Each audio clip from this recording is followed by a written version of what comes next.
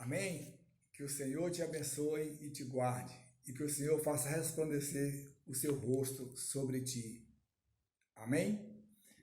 Falamos do reteté, o famoso reteté de Jeová no vídeo anterior, e hoje nós vamos falar mais uma vez desse assunto somente para esclarecer o reteté e o que diz a Bíblia.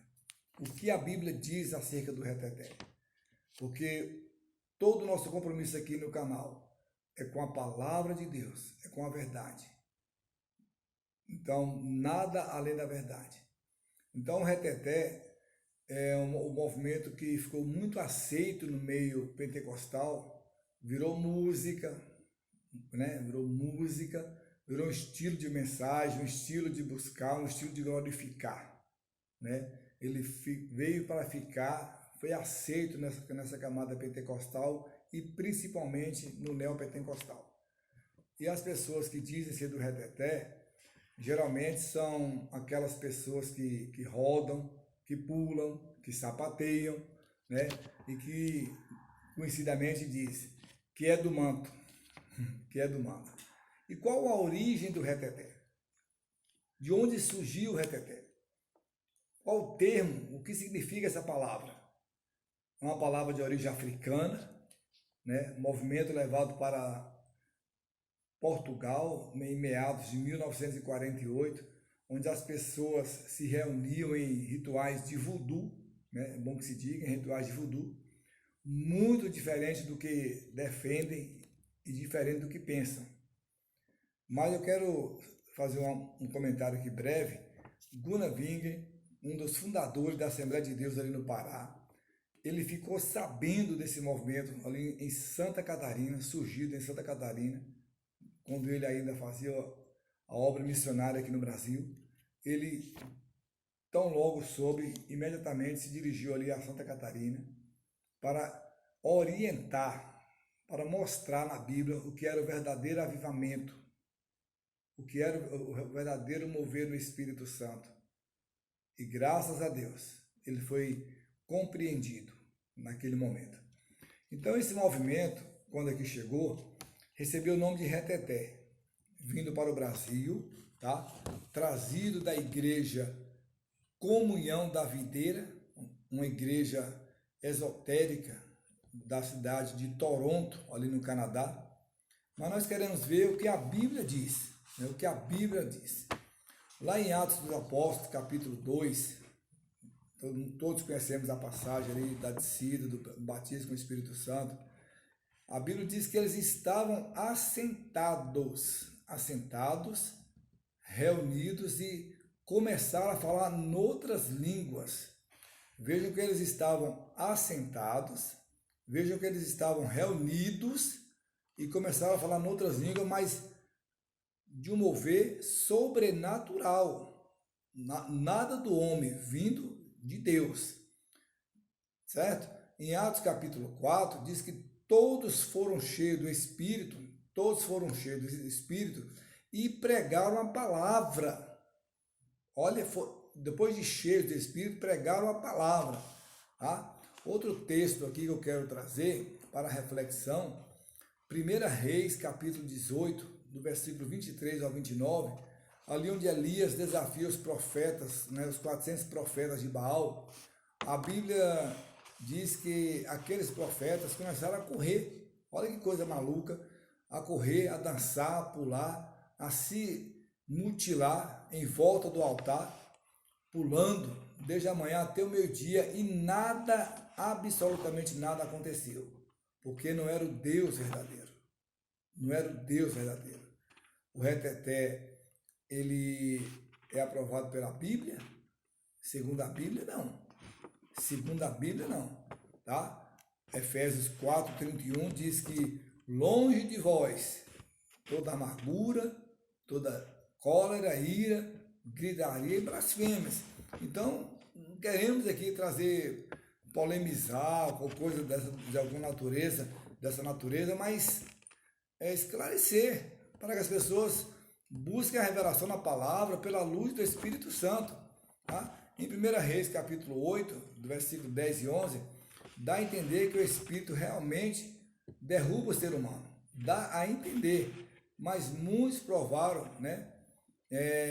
Muitos procuram, melhor dizendo, a justificativa para a prática antibíblica de uma pessoa cair no espírito.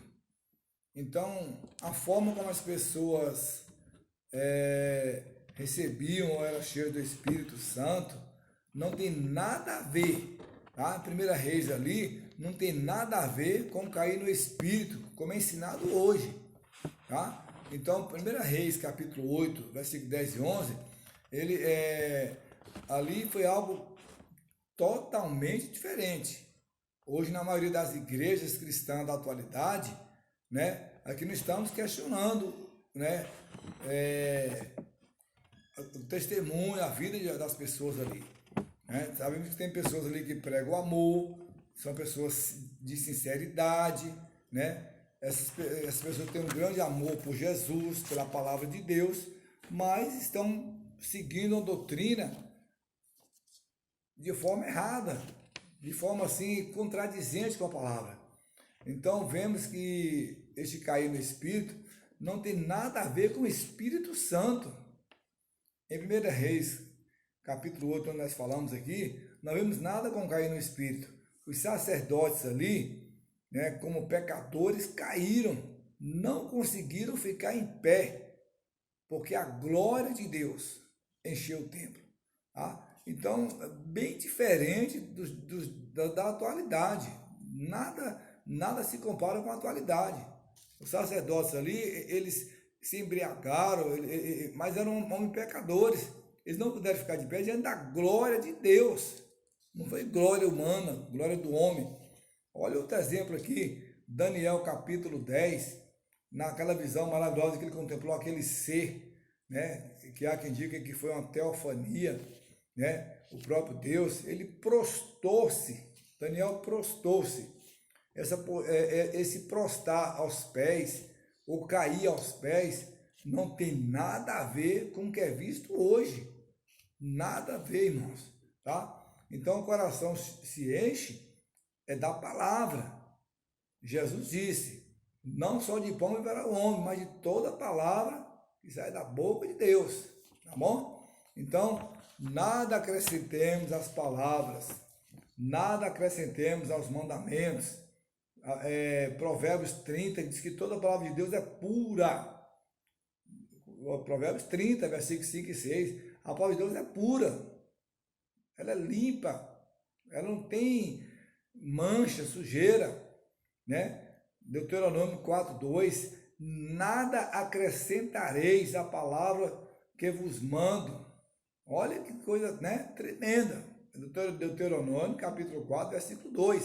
Estou trazendo aqui alguns versículos para a reflexão dos irmãos, para compreendermos melhor, tá?